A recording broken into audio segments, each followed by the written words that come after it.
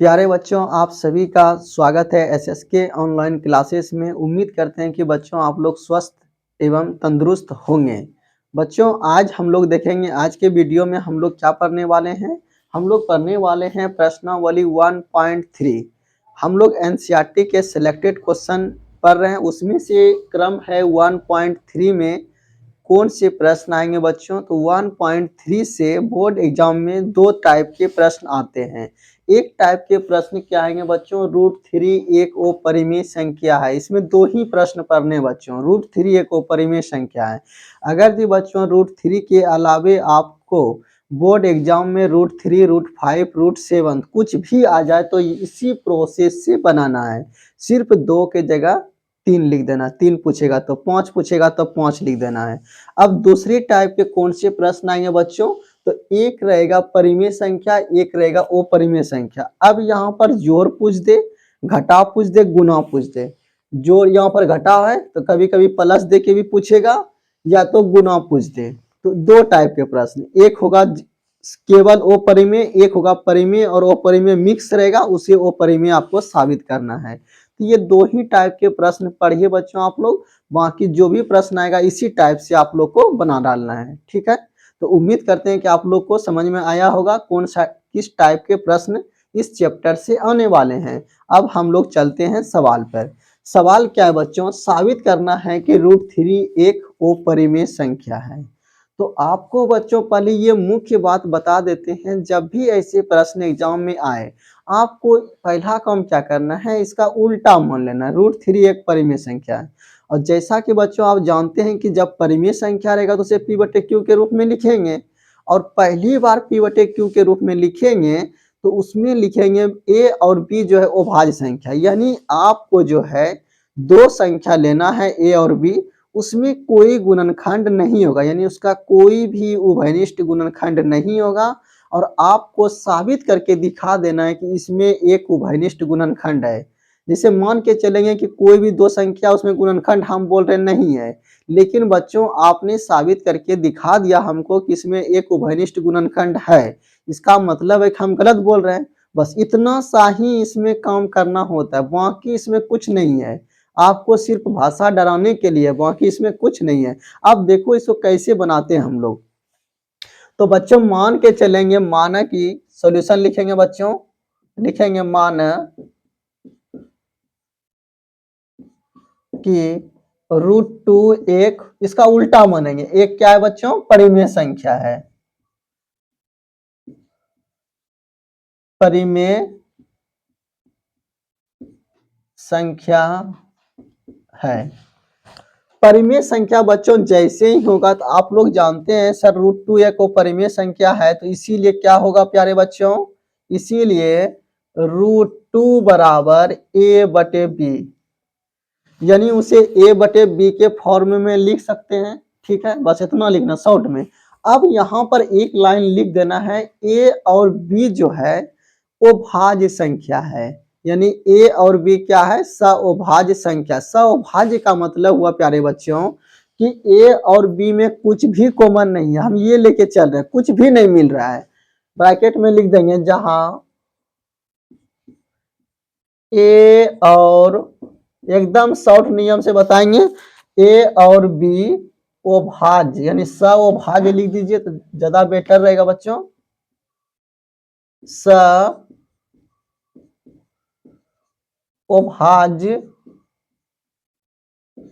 संख्या है, ब्रैकेट बंद कर देंगे। ठीक है, अब यहां से देखिए आपको क्या करना है बच्चों, इसको कोना कोनी गुना करना है। क्या करना है, गुना करना है। तो प्यारे बच्चों ये हो जाएगा a बराबर √2b, यहां तक तो दिक्कत नहीं है। a बराबर बच्चों √2b आ गया। अब हम लोग क्या करेंगे बच्चों, दोनों तरफ स्क्वायर कर देंगे। क्या करेंगे, वर्ग करने पर। अब लिखेंगे वर्ग करने पर। जैसे ही आप लोग वर्ग करेंगे तो प्यारे बच्चों ये हो जाएगा a² बराबर √2b इसका स्क्वायर। हम लोग आगे चलेंगे प्यारे बच्चों, ये हो जाएगा ए स्क्वायर। आप जानते हैं कि √2 का स्क्वायर अगर यदि करेंगे तो ये होगा √2 गुना √2। अगर यदि 2 बार गुना करते हैं तो ये रूट खत्म हो जाता है, कितना बचेगा 2 बचेगा। तो यहां से कितना आया 2 और b का स्क्वायर हो गया।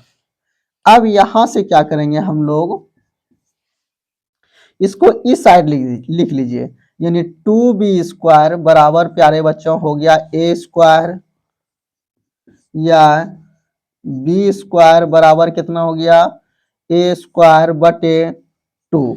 इसको हम लोग क्या करेंगे, समीकरण 1 मान लेंगे, 1 या 2 कुछ भी मान लेंगे। पहले हम लोग एक बार फिर से समझ लेते हैं।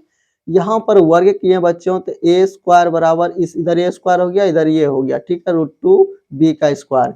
ये कर दिए तो a² बराबर 2b², इसको इस साइड लिख दिए 2b² बराबर a² तो b² बराबर a² हो गया। यहाँ समीकरण 1 इसको हम लोग क्या करेंगे, मान लेंगे। अब देखो प्यारे बच्चों, अब यहां से क्या डिसीजन हो रहा है कि अगर यदि, यहां पर देखिए ध्यान से, अगर यदि 2 जो है, अगर यदि 2 a² को विभाजित करता है प्यारे बच्चों, तो 2 a को भी विभाजित करेगा। अगर यदि 2 a² को विभाजित कर रहा है तो 2 a को भी विभाजित करेगा। यहां तो आपको समझ में आ रही है।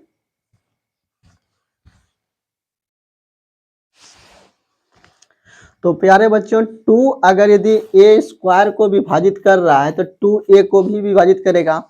आप लोग प्रमेय 1.3 याद रखेंगे। प्रमेय 1.3 क्या है कि अगर यदि p a² को विभाजित करता है तो p जो है a को भी विभाजित करेगा। क्या बोल रहा है समझ में नहीं आ रहा है, आपको हम एग्जाम्पल के द्वारा समझा रहे हैं। मान लेते हैं p बराबर 3 है तो a² बराबर 36 है। ये मान लिए, माना कि p बराबर 3 है, a² बराबर 36। प्यारे बच्चों अगर यदि 3 अगर यदि 36 को कटा रहा है तो 3 जो है 6 को भी कटाएगा। 6 क्या है, a का मान है, a² का मान 36। तो अगर यदि p यानी 3 इसको कटा रहा है तो 3 इसको भी तो कट रहा है ना। तो यही बोल रहा है सवाल कि प्रमेय 1.3 क्या कहता है कि अगर यदि प्यारे बच्चों 2a² को विभाजित कर रहा है तो 2a को भी विभाजित करेगी। बस आपको यही लिखना है। चूंकि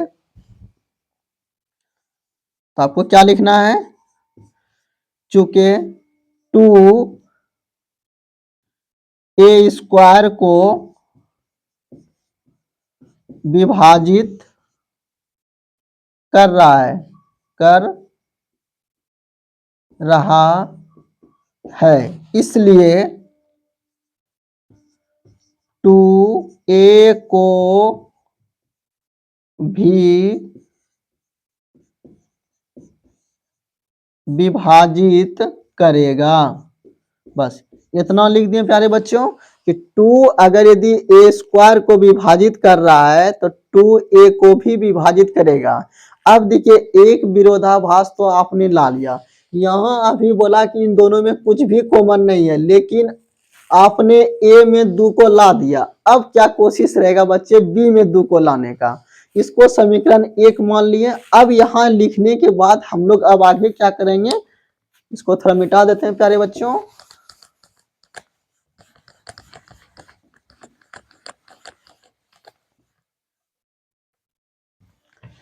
अब यहां से देखिए,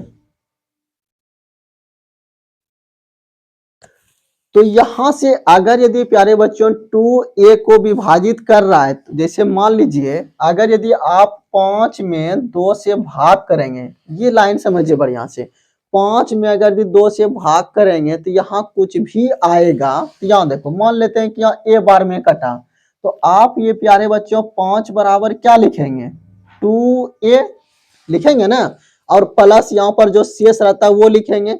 यानी 2 का ही यहाँ पर कोई मल्टीपल होगा, यहाँ 2 का ही कोई गुणनखंड होगा। ये समझ में आ रहा है ना कि अगर यदि 5 में 2 से भाग करेंगे तो यहाँ कुछ भी आएगा, तो 5 बराबर 2 का यानी इसी के गुना में आएगा। बस आपको यही समझना था। अगर यदि प्यारे बच्चों 2 अगर यदि a से यानी 2 जो है a को विभाजित कर रहा है तो यहाँ a बराबर क्या होगा, a बराबर मान लेते हैं 2b होगा। अगर यदि a में 2 से भाग करेंगे तो मान लेते हैं b बार में कटा, तो a बराबर कितना हो गया 2b। ठीक है, मान लेते हैं b बार में कटा, माने ये क्या है, माने इतना आपको समझना है कि a में 2 से भाग देंगे तो b बार में कटा, तो a बराबर कितना हो जाएगा 2b। बस ये आपको समझना था।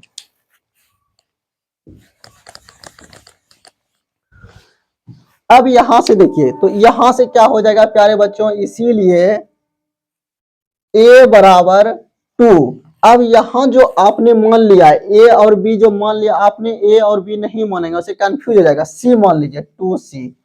अब समीकरण ये जो प्यारे बच्चों है एक से चलिए, अब यानी a का मान जो है, a का मान हम समीकरण एक में रख देंगे, समीकरण एक से। अब देखो प्यारे बच्चों, समीकरण एक कितना है, बी स्क्वायर बराबर ए स्क्वायर है, बी स्क्वायर बराबर कितना है, ए स्क्वायर बटे 2। अब यहां से देखो, बी स्क्वायर बराबर ए के जगह देखो तो ए के जगह कितना लिखेंगे 2c इसका स्क्वायर, और नीचे प्यारे बच्चों 2। ये कितना हो गया, बी स्क्वायर बराबर ये कितना हो गया 4c स्क्वायर बटे 2, 2 से 2 खत्म हो गया, बी स्क्वायर बराबर 2c स्क्वायर। ठीक है, बी स्क्वायर बराबर यहाँ 2 बचेगा, 2c स्क्वायर नीचे कट गया।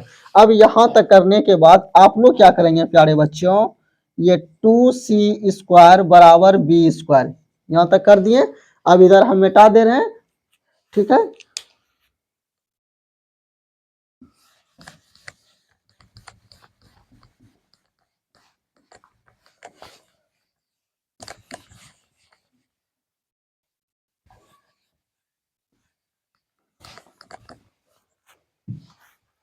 अब यहां से देखिए, या 2 ऐसे करिए, c बराबर लिख दिए डायरेक्ट, सी स्क्वायर बराबर यहां से इधर 2 गुना में इधर आएगा तो भाग में, यानी बी स्क्वायर बटे 2। अब फिर वही बात देखो प्यारे बच्चों, कि अगर यदि 2b स्क्वायर को विभाजित कर रहा है तो 2b को भी विभाजित करेगी, चूंकि 2b स्क्वायर को सिर्फ परिभाषा का खेल है, 2b स्क्वायर को विभाजित कर रहा है, इसीलिए 2b 2b को भी विभाजित करेगा। बस इतना लिखने के बाद आपका काम हो गया तमाम। प्यारे बच्चों, अभी जो आपने शुरू में माना था कि √2 बराबर a बटे b, वहां आपने माना था a और b में कुछ भी कॉमन नहीं है, लेकिन आपने पहले b में कॉमन दिखा दिया, फिर a में कॉमन पहले a में दिखा दिया कि 2 कॉमन है, अब दिखा दिया b में भी 2 कॉमन है। इसका मतलब है कि पहले जो आपने माना था वो क्या है प्यारे बच्चों, गलत हो गया। अंत में लिख देंगे, अतः हमारी मान्यता गलत, बोलो तो गलत साबित हुई, मान्यता गलत थी। बस इतना ही मान लो प्यारे बच्चों, ज्यादा नहीं करना है, ज्यादा ताम जाम नहीं करना है। हमारी मान्यता गलत थी, इसीलिए √2 को आपने परिमेय संख्या माना था, लेकिन ये वो परिमेय संख्या होगा, इसीलिए √2 एक ओ परिमेय संख्या होगी। तो आपने देखा कि कितना कठिन सवाल को कितना आसान भाषा में हम लोगों ने बना लिया। तो उम्मीद करते हैं प्यारे बच्चों इसी तरह से आप √3 √5 बना लेंगे। आप लोग इसे नोट कीजिए, फिर हम लोग दूसरे टाइप पर आएंगे। नोट कीजिए।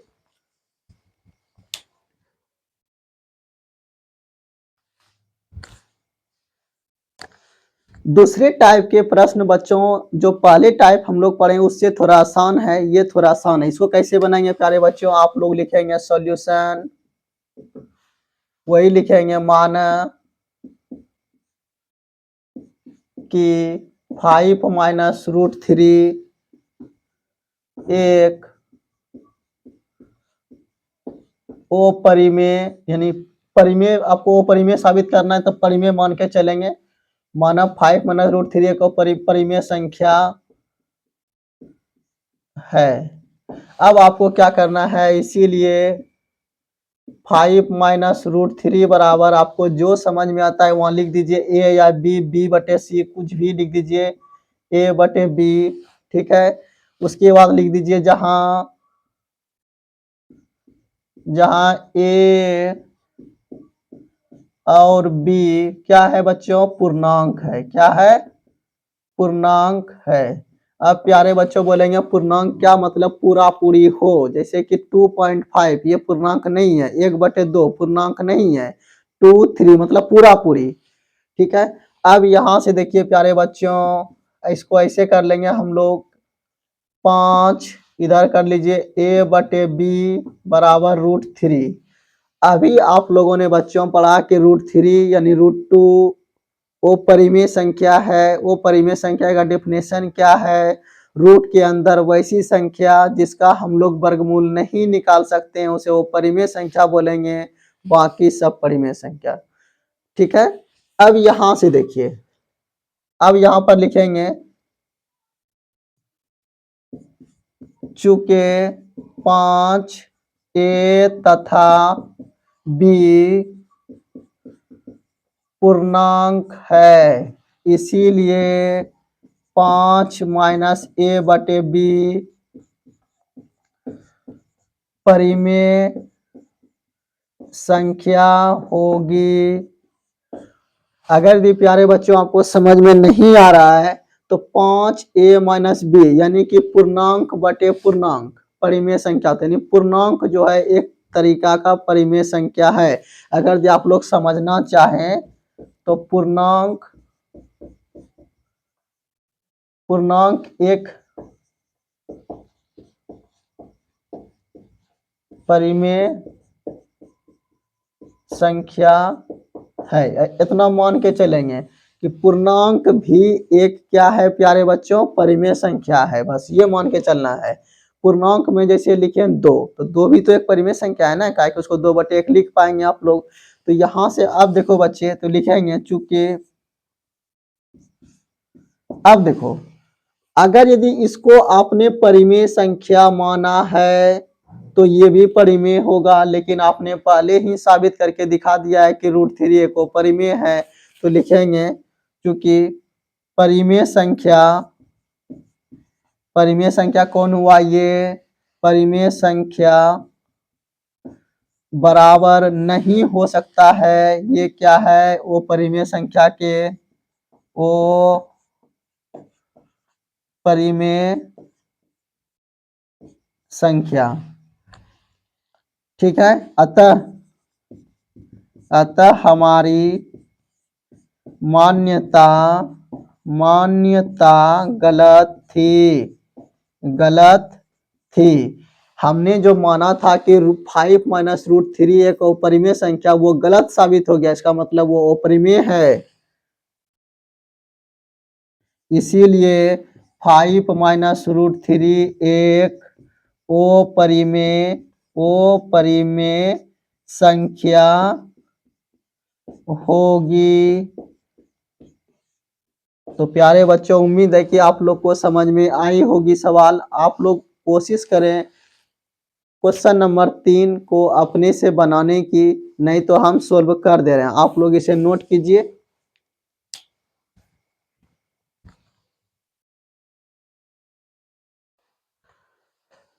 अब प्यारे बच्चों, हम लोग क्वेश्चन नंबर 3 बनाते हैं। आप लोग को एक सवाल बनाने के लिए दे रहे हैं, आप लोग जरूर इसे बनाएं। ये आप लोग के लिए है 3 + 2√5 एक अपरिमेय संख्या सिद्ध करना है, वो परिमेय सिद्ध करना है, ठीक है प्यारे बच्चों। परिमेय आपको ये सवाल अपने से बनाना है, ठीक है। हम 3 नंबर बता दे रहे हैं, तो मानेंगे क्या, माना 3√2 एक, इसका उल्टा मानेंगे परिमेय संख्या है, परिमेय संख्या है, इसीलिए 3√2 बराबर a बटे b। आप लोग क्या करेंगे, √2 इसको इधर ले आइए, a बटे 3b। अब लिखेंगे चूंकि एग्जाम में चूंकि इस बार लिख सकते हैं, हाँ सर बिल्कुल लिख पाएंगे, चूंकि ए यहाँ पर लिख दीजिए, जहां a, b पूर्णांक है। क्या है बच्चों, पूर्णांक है। तो a, b तथा 3 क्या है, पूर्णांक है, इसीलिए पूर्णांक बटे पूर्णांक क्या हो जाएगा, परिमेय संख्या। इसीलिए a बटे 3b एक परिमेय संख्या होगी। अब प्यारे बच्चों ये हो गया परिमेय संख्या, लेकिन आपने पहले ही साबित कर चुका ये तो परिमेय है, इसीलिए आप लोग लिखेंगे पुनः परिमेय संख्या, यानी ओ परिमेय, ये ओ परिमेय है ना, ओ परिमेय संख्या बराबर नहीं हो सकता परिमेय। ऐसा कभी होगा परिमेय संख्या और अपरिमेय संख्या बराबर हो जाए, वो परिमेय संख्या। आपको ऐसे लिखना है, पुनः वो परिमेय संख्या बराबर नहीं होगा परिमेय संख्या। क्यों पुनः हटा दीजिए, ये सेंटेंस ठीक नहीं बन रहा है, चुके दीजिए, चूंकि वो परिमेय संख्या बराबर नहीं होगा परिमेय संख्या के, ठीक है, वो परिमेय संख्या बराबर नहीं होगा परिमेय संख्या के, इसीलिए हमारी मान्यता गलत थी। हमने क्या माना था बच्चे, परिमेय संख्या माना था, मतलब ये गलत हो गया, परिमेय नहीं तो क्या है, वो परिमेय है। अतः 3√2 एक ओ परिमेय संख्या है। तो प्यारे बच्चों उम्मीद करते हैं कि अगर यदि आप लोग इस नियम से एग्जाम में, बोर्ड एग्जाम में बना के आएंगे तो एक भी मार्क्स यानी एक भी नंबर आपका नहीं कटने वाला है। आप लोग इसी नियम से बनाइए। उम्मीद करते हैं कि आप लोग को यह नियम अच्छा लगा होगा। आप लोग एक दो बार प्रैक्टिस कीजिए। अगर जान रहे हैं तो कोई बात नहीं तो इसको सीखने की कोशिश कीजिए। आगे हम लोग नेक्स्ट वीडियो में पढ़ेंगे अगला चैप्टर बहुपद। इसके लिए हम लोग तैयार रहेंगे। धन्यवाद।